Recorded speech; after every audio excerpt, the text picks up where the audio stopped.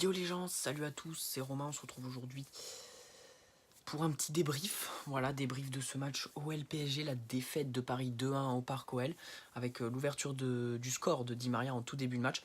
Alors, voilà, début de match dans lequel Lyon n'était pas très bon, ils n'ont pas opté pour la bonne stratégie, ils ont voulu laisser le jeu à Paris en début de match, donc Paris en a profité, a bien entendu marqué par un Di Maria intraitable ce soir, un Di Maria vraiment très très bon ce soir, tout comme Draxler et Areola.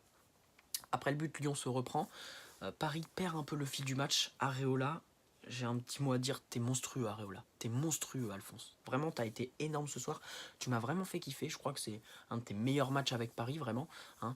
Euh, Est-ce que ce serait pas l'homme du match du côté parisien, les gars? N'hésitez pas à me dire dans les commentaires. Qu'est-ce que vous en pensez? Areola monstrueux, mais voilà, on peut pas non plus arrêter tout arrêter, parce qu'il y a quand même 4-5 arrêts avant le but de Dembélé, une tête dans la surface. Alors c'est vrai qu'Areola sur sa sortie se trouve peut-être un peu, hein, mais Dembélé est tout seul, je sais pas pourquoi il est tout seul. Il est tout seul dans la surface. Et pour moi, c'est très alarmant le fait qu'il soit tout seul parce que, bon, on a tous dans la tête le match face à Manchester United. Et face à Manchester United, tu ne peux pas laisser Lukaku tout seul comme ça dans la surface. Enfin, il est tout seul, il a le temps d'ajuster sa tête. C'est Areola qui est au marquage sur lui, c'est Areola. Il n'y a personne dessus. Thiago Silva est à 3 mètres, Kerrer encore pire, il est à 5-6 mètres. Et puis Kimpembe, je sais pas où il est. Voilà, même pendant le match, là, Kimpembe, mauvais, voilà. Bernat, bof, Bernat, pas bon. Kerrer, pas bon, qui s'est fait manger par Depay, Bertrand Traoré, Daniel Alves, le pire ce soir, Daniel Alves, le pire ce soir. Il a vraiment pas été bon, il a vraiment pas été bon.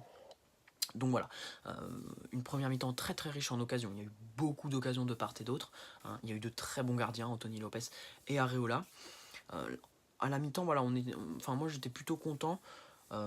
Parce qu'on a vraiment vu un très très beau match de foot. Hein. En première mi-temps, c'était vraiment un match qui était extraordinaire, un très bon match.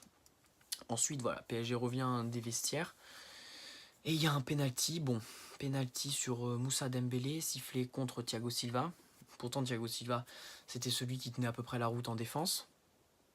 Pas de bol. Il commet la faute au mauvais endroit dans la surface. Pourtant, c'était pas une action qui était si dangereuse que ça. Voilà, c'était pas une action trop dangereuse. Et bon, il y a penalty, tant pis, transformé par Fekir à la 49e minute.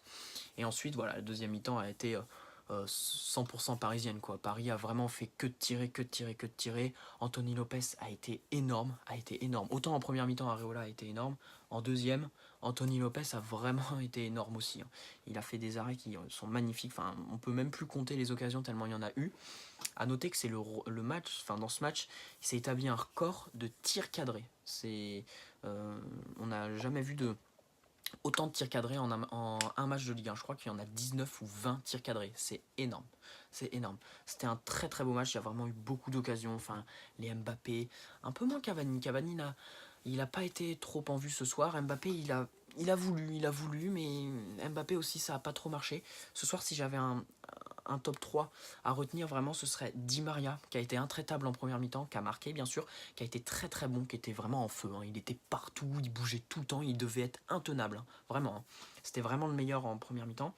Après en deuxième mi-temps, bon, il s'est un peu effacé, mais bon, c'est un peu Di Maria aussi. Draxler, que j'ai trouvé très très bon dans la continuité de sa très bonne période, hein, très très bon, des bonnes récupérations. Il est bien resté dans la zone du milieu de terrain, il n'est pas trop monté, tu vois. Il n'est pas trop monté et ça j'ai bien aimé aussi. J'ai bien aimé, il a distillé la passe décisive pour entre Di Maria. En deuxième mi-temps, il a aussi été bon, il a bien tenu le match en deuxième mi-temps. Et Draxler ce soir, un très bon point positif, c'est Julian Draxler et bien sûr, comme troisième top, les gars, vous le savez tous, Alphonse Areola avec ses nombreuses parades et aussi en fin de match. Hein, il y a eu des balles de match pour Lyon, il y a eu un face-à-face avec Moussa Dembélé et il les a gagnés. Il l'a gagné ce face-à-face et il a évité à Lyon de tuer le match, quoi, qu'il y ait 3-1 pour Lyon. Et vraiment un très bon match d'Areola. Sur les deux buts, Areola n'est. Bon, sur le premier, il est à moitié fautif, mais bon, je remettrai plus la faute sur le fait que Dembélé est tout seul dans la surface. Bon, après, le deuxième but, c'est un penalty, c'est pas lui qui le commet, voilà, il n'y peut pas grand-chose. Mais bon, alors par contre, s'il y a un point que je voudrais revenir, les gars, c'est Thomas Tourelle. Thomas Tourelle, j'en ai fait l'éloge depuis le début. Mais ce soir, Thomas Tourelle, je sais pas ce que vous en pensez. Hein. Je sais pas si vous êtes du même avis que moi.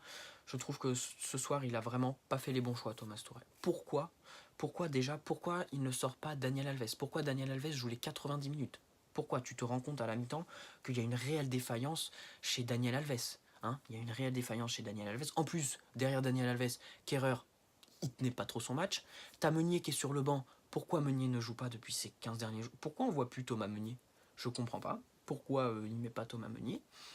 S'il a pour projet de mettre Daniel Alves face à Manchester United, ça va pas le faire. Hein. Ça va vraiment pas le faire parce que ce soir, Daniel Alves a été très très mauvais. Et ça, de toute façon, je remets ça sur la vieillesse. Hein. Je remets ça sur la vieillesse parce que là, il n'a pas été bon. Il n'était pas du tout dans le rythme. Pas du tout dans le rythme ce soir, Daniel Alves. Et pourquoi il ne le fait pas sortir? Et pourquoi tu fais rentrer les joueurs à 10 minutes de la fin du match, sachant que tu es mené? Pourquoi tu les fais pas rentrer une demi-heure avant? Pourquoi tu fais pas rentrer Diaby? Il le fait rentrer à la 85-86e minute. Mais ça sert à quoi? Ça sert à quoi? En plus, tu le fais rentrer latéral gauche. Ça sert strictement à rien. Choupo-Moting, tu le fais rentrer à 10 minutes du match. Qu'est-ce que tu veux qu'il change? Qu'est-ce que tu veux qu'il change? Déjà, quand en normal, il change pas grand-chose. Qu'est-ce que tu veux qu'il change?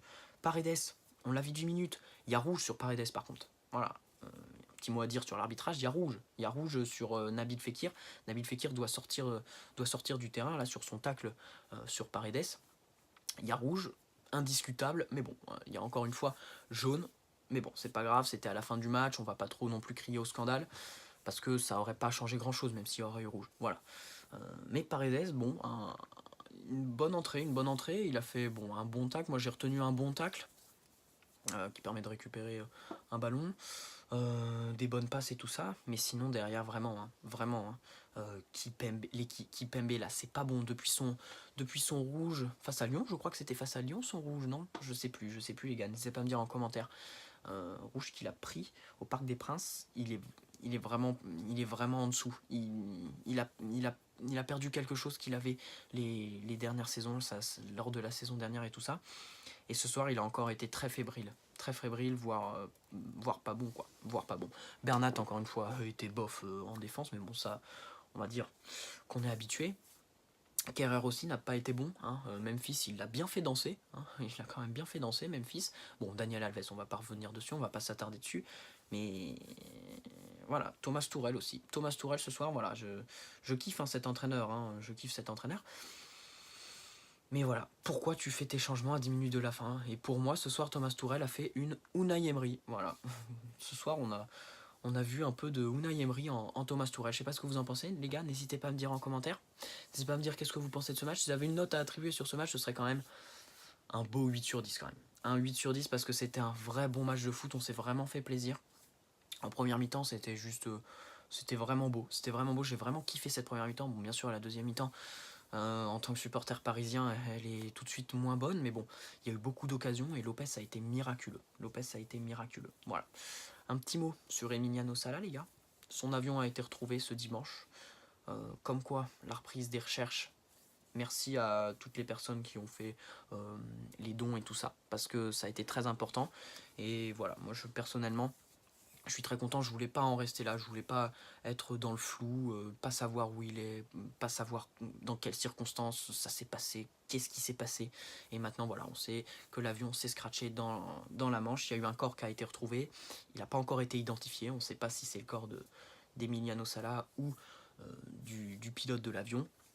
Mais bon voilà, un petit mot là-dessus les gars, bien sûr, tous nos hommages à la famille, une grosse pensée à la famille d'Emiliano Sala. C'est sûr que c'est très douloureux, mais au moins ils sont fixés. Au moins ils sont fixés. Et moi, je suis content aussi que ça, que ça se finisse, qu'on reste pas dans le flou, quoi. Qu'on soit fixé sur cette affaire. Et comme quoi, les recherches, il fallait bien les continuer quand même. Hein. La police, s'il n'y avait pas eu les cagnottes et tout ça, ils n'auraient pas continué les recherches. Ils n'auraient pas continué les recherches. Donc voilà, c'était mon petit mot, hommage à Emiliano Sala. Voilà les gars, j'espère que ce petit débrief vous aura plu. On est actuellement 344 sur la chaîne. Merci à tous, tout simplement. Ce soir, on a vécu une soirée de malade. On a tout cassé. Vous avez tout cassé ce soir sur la chaîne YouTube. C'est le seul point positif ce soir hein, qui peut m'être attribué. Hein, malgré la défaite, on est 344. Merci à vous tous les gars. Voilà, merci à vous. N'hésitez pas à me dire en commentaire vos tops, vos flops, voilà, si vous partagez mon avis, si vous le partagez pas, je vous répondrai à tous, voilà, je vous répondrai à tous, et puis voilà, si vous n'êtes pas abonné, n'hésitez pas à vous abonner à la chaîne YouTube, activez la petite notification pour être prévenu lors des prochains lives. Il y aura un live commenté. Je commenterai le match Villefranche PSG mercredi à 18h30. Voilà, puisque c'est sur Eurosport, les gars. Donc voilà, très bonne nuit à tous ceux qui regardent la vidéo juste à sa sortie. Et puis sinon, une très bonne semaine à tous, les gars. Allez Paris, et une très bonne semaine, les gars. Allez, ciao les gars, bonne soirée à tous. Bisous.